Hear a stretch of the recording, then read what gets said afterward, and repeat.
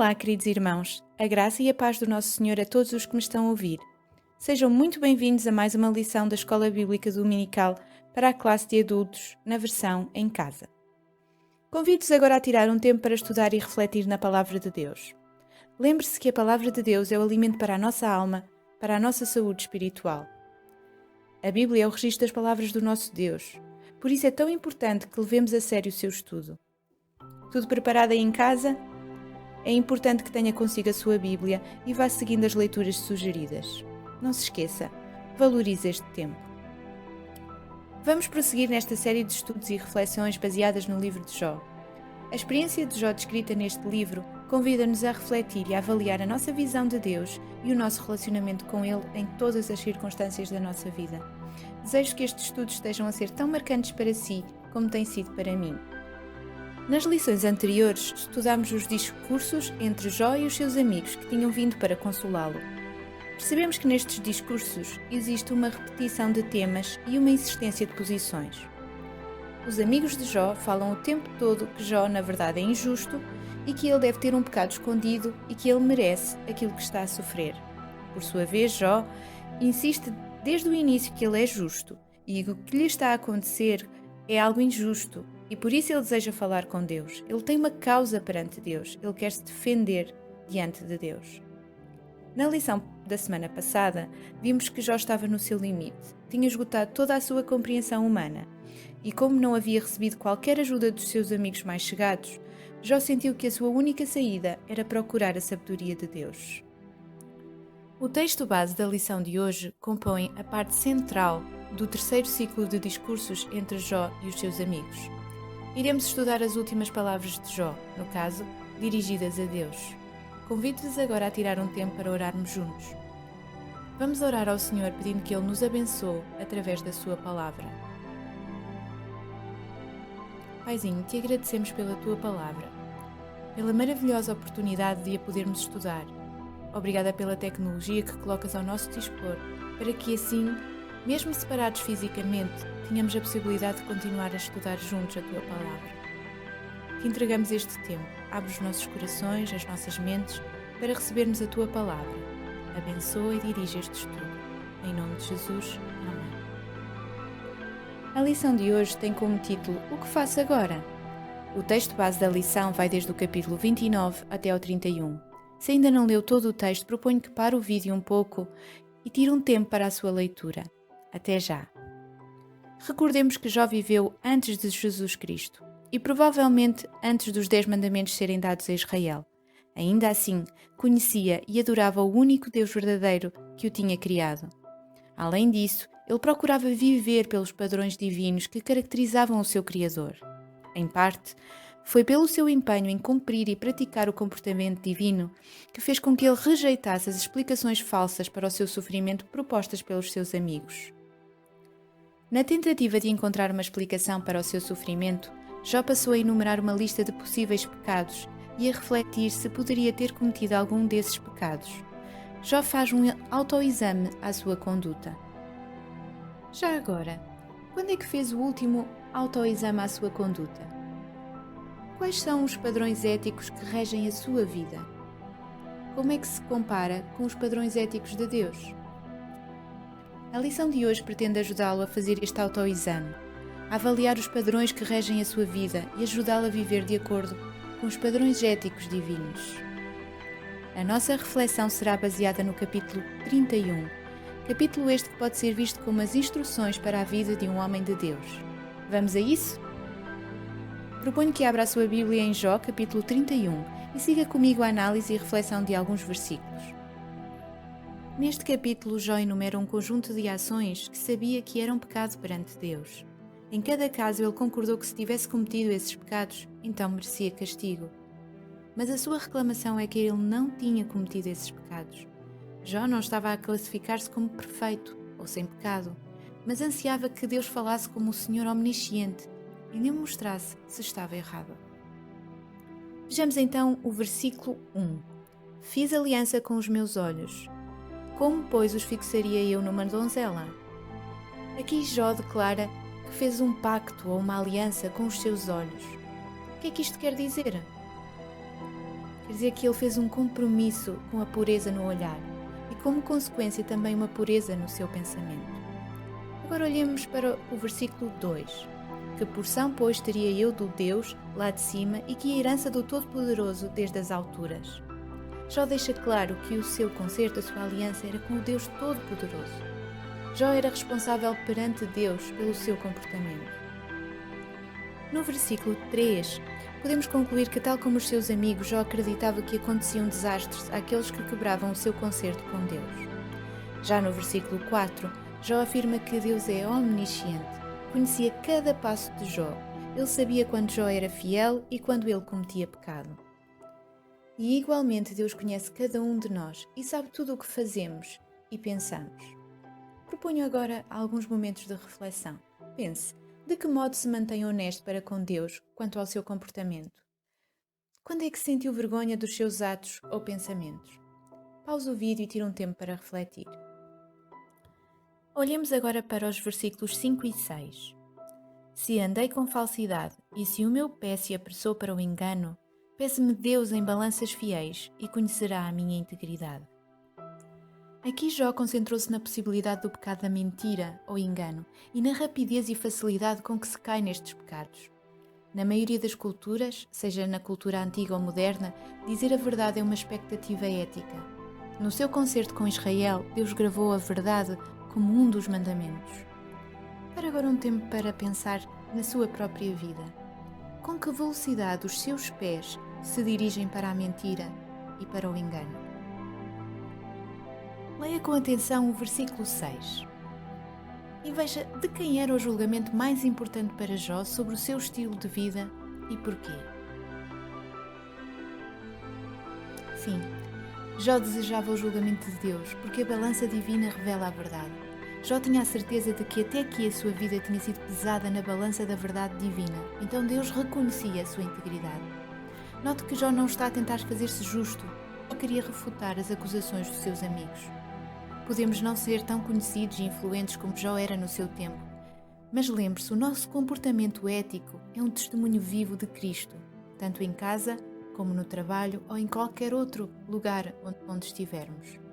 Nós, como cristãos, devemos comprometer-nos a ser honestos, verdadeiros e fiéis nos compromissos e relacionamentos. Vejamos agora os versículos 13 e 14. Lembremos-nos que antes das catástrofes que o atingiram, Jó era senhor de muitas propriedades, com muitos servos para cuidarem dos seus rebanhos de ovelhas, camelos, bois e jumentos. A escravatura era parte integrante de muitas culturas antigas, incluindo a de Jó. Não sabemos como ele tinha adquirido os seus trabalhadores, mas a Bíblia diz-nos que ele sabia qual era a vontade de Deus quanto ao tratamento daqueles que trabalhavam para ele. O senhor ímpio, o abusador, poderia ignorar, não fazer caso ou ainda castigar os seus trabalhadores se eles se atrevessem a queixar-se. Jó frisou que nunca tinha tratado os seus servos dessa maneira, mas se o fizera, com certeza o seu Senhor divino ter-lhe-ia pedido responsabilidades. Jó não conseguia compreender a razão do seu sofrimento, mas afirmava ser responsável perante Deus por tratar corretamente os outros. Leia agora com calma o versículo 15. Por que é que devemos tratar todos de forma justa e respeitosa, incluindo aqueles que trabalham para nós? Pense um pouco. Tendo em mente os seus servos, Jó declarou: aquele que me formou no ventre materno não os fez também a eles? Ou não é o mesmo que nos formou na madre? Temos aqui uma fantástica declaração bíblica sobre o valor de cada ser humano aos olhos de Deus. Jó afirmou que os seus servos eram obras das mãos do Divino Criador, exatamente como ele. Qualquer que seja a nossa posição na vida, lembremos-nos sempre que Deus nos criou à sua imagem e semelhança. Que impacto deve causar em si a verdade expressa neste versículo, quanto à maneira como vê os outros? Assim, devemos olhar para os outros como Deus olha para nós e devemos tratar os outros com o mesmo respeito com que queremos ser tratados. Nos versículos seguintes, desde o 16 até ao 23, Jó identificou vários grupos da sociedade que precisavam de cuidado especial. Nos versículos 16 e 17, ele afirma que não tinha deixado de ajudar os pobres e as viúvas sem recursos. Assim como Jó, para refletir um pouco na forma como se tem relacionado com os que estão a passar necessidades. De que modo a sua benevolência para com os outros se compara com a bondade de Deus para consigo? Vejamos agora os versículos 24 a 27. Se no ouro pus a minha esperança, ou disse ao ouro fino, em ti confio, se me alegrei por serem grandes os meus bens e por ter a minha mão alcançado muito, se olhei para o sol quando resplandecia, ou para a lua que caminhava esplendente, e o meu coração se deixou enganar em oculto, e beijo-lhes atirei com a mão. Pense, quais foram as duas tentações à idolatria que Jó reconhece nestes versículos? Isso, Jó reconhece a tentação de adorar a riqueza e a natureza. Estes versículos trazem à nossa memória os ensinamentos de Jesus. Lembre-se, ele diz: onde está o vosso tesouro, aí estará também o vosso coração. Como seres humanos, uma das maiores e mais comuns tentações que enfrentamos é a do dinheiro ou da riqueza. Vejamos o que o apóstolo Paulo diz na sua primeira carta a Timóteo sobre este assunto. Podemos abrir as nossas Bíblias em 1 Timóteo, no capítulo 6, do verso 8 ao 10. Tendo sustento e com que nos vestir, estejamos contentes. Ora, os que querem ficar ricos caem em tentação e cilada e em muitas concupiscências insensatas e perniciosas, os quais afogam os homens na ruína e perdição, porque o amor do dinheiro é a raiz de todos os males, e alguns, nessa cobiça, se desviaram da fé e a si mesmos se atormentaram com muitas dores. Não é propriamente o dinheiro, mas o amor ao dinheiro que é a raiz de toda a espécie de males. Jó tinha sido um homem rico, mas agora todos os seus meios de produção de riqueza tinham desaparecido. Seria o empobrecimento de Jó um sinal do castigo de Deus pela sua idolatria do dinheiro? Jó reconhecia que estava bem ciente da tentação de pôr a sua confiança no ouro. Infelizmente, muitos têm adorado o dinheiro em vez de Deus. Para um pouco. Como seria a sua vida sem bens materiais? Imagine-se numa situação como a de Jó. Seria difícil manter a sua atenção em Deus? Sim ou não? Porquê? Vejamos agora os versículos 26 e 27. Depois de refletir na possibilidade da idolatria em relação ao dinheiro, Jó reflete outra possibilidade de idolatria, adoração a outros deuses. Neste caso, ele refere especificamente a tentação de adorar a natureza. A adoração à natureza era muito comum na época do Velho Testamento, incluindo a adoração do sol e da lua. Mais uma vez, Jó reconhece que o povo de Deus não estava livre desta tentação para desafiar Deus e adorar a natureza, mas ele não o tinha feito, nem abertamente, nem sequer secretamente no seu coração. Vejamos com atenção o que está escrito no verso 28. Diz assim: também isto seria delito à punição de juízes, pois assim negaria eu ao Deus lá de cima. O que é que Jó está a declarar aqui? Veja bem. Jó declarou que adorar qualquer outra coisa em lugar de Deus é negá-lo e por isso merecedor de castigo. Pense um pouco. O que é que tem sido o alvo da sua adoração? Existe algo na sua vida a ocupar o lugar de Deus? Tire alguns momentos para refletir, para falar com o Senhor, pensando que se alguma coisa está a ocupar e a desviar a sua atenção de Deus. Pense se está a dar a Deus o devido lugar. Vejamos agora com atenção os versículos 29 e 30, e diz assim: se me alegrei da desgraça do que me tem ódio, e se exultei quando o mal o atingiu, também não deixei pecar a minha boca, pedindo com imprecações a sua morte. Jó tinha sido um cidadão muito respeitado antes de começar a sofrer, mas agora sentia-se afastado de muitas pessoas. Embora não mencionasse nenhum inimigo pelo nome, ele reconhecia a tentação de se alegrar quando um opositor tinha dificuldades. Ainda assim, Jó não se lembrava de ter proferido qualquer maldição contra alguém, mesmo contra aqueles que lhe tinham roubado o gado e morto os seus servos. A atitude de Jó de não retaliar vingativamente contra os outros aponta para as indicações de Jesus no Novo Testamento. Lembra-se das palavras de Jesus em relação à forma como devemos tratar os nossos inimigos? Em Mateus 5, 44 encontramos as palavras de Jesus. Aquilo que ele manda a todos nós como seus seguidores: amar os inimigos e interceder pelos que nos perseguem. Pense um pouco. Como tem sido o seu relacionamento com aqueles que o prejudicaram, injuriaram ou maltrataram? Tem seguido as orientações de Jesus? Tem amado os seus inimigos? Tem intercedido por aqueles que já o maltrataram? Pensa um pouco. Tira um tempo para refletir, para analisar todos os seus relacionamentos, aqueles relacionamentos mais difíceis, com pessoas mais difíceis. Vamos terminar vendo o versículo 35. Tomara eu tivesse quem me ouvisse. Eis aqui a minha defesa assinada, que o Todo-Poderoso me responda, que o meu adversário escreva a sua acusação. Estas são praticamente as últimas palavras de Jó, e vemos mais uma vez que ele via Deus como seu adversário, mas ao mesmo tempo declara Deus como o Todo-Poderoso. Convido os irmãos agora a refletir e a relembrar um pouco sobre todos os discursos de Jó que vimos nas últimas lições. Lembremos que durante o tempo todo que Jó está a descrever o seu sofrimento, nós percebemos que ele está numa baixa espiritual. Muitas vezes temos a sensação que Jó está distante de Deus e que ele perdeu a fé. Mas como vimos, noutros momentos durante os seus discursos, ele faz exclamações de fé, ele demonstra que não perdeu a fé, apesar de estar desesperado. E isto é uma coisa muito importante que eu queria ressaltar. A fé e o desespero não são incompatíveis. Nós muitas vezes temos pensamentos e ideias erradas. Pensamos que pessoas que seguem a Deus estão sempre felizes, estão sempre satisfeitas, estão sempre bem. Mas isso não é verdade.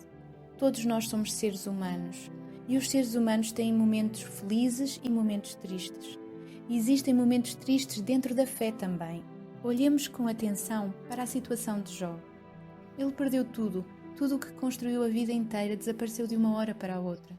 Por isso o seu desespero. Se ele não sentisse desespero neste momento, ele não seria um ser humano.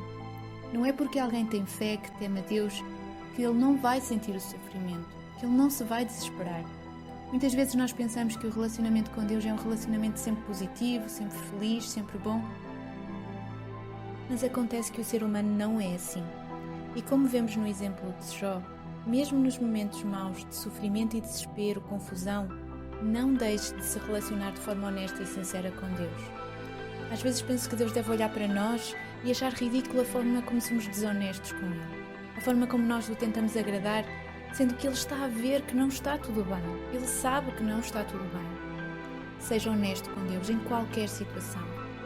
Invista em se aprofundar na intimidade e comunhão com Deus. Este é o exemplo que encontramos em Jó.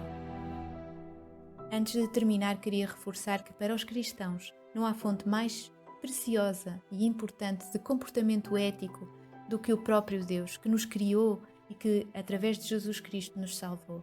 Assim, a nossa vida deve principalmente fluir do nosso relacionamento sincero com Deus, em Cristo. Pela fé, devemos viver vidas cristocêntricas em todos os contextos, no nosso comportamento pessoal, vida familiar, profissional e comunitária. Antes de terminar a nossa lição, gostaria de dar algumas orientações para a aplicação prática de tudo aquilo que falamos e estudamos na lição de hoje.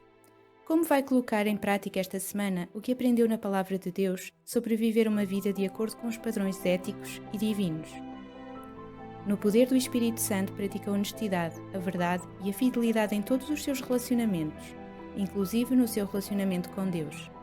Relacione-se com todos sabendo que são criaturas preciosas de Deus, agindo com misericórdia para com os mais necessitados. Certifique-se que o seu comportamento está fundado na fé em Deus. Que Deus o abençoe. Para a próxima semana, o título da lição vai ser Estou no caminho certo? O texto base da lição será desde Jó capítulo 32 até ao capítulo 37. Proponho aos irmãos que leiam todo o texto durante a semana e assim estarão mais preparados para a próxima lição. Obrigada por estar desse lado. Que o nosso Deus lhe conceda uma boa semana, o abençoe e o proteja. Até para a semana. Para que este estudo chegue a mais pessoas, é importante que se inscreva no canal, coloque o seu like e partilhe nas redes sociais. Obrigada pelo seu apoio.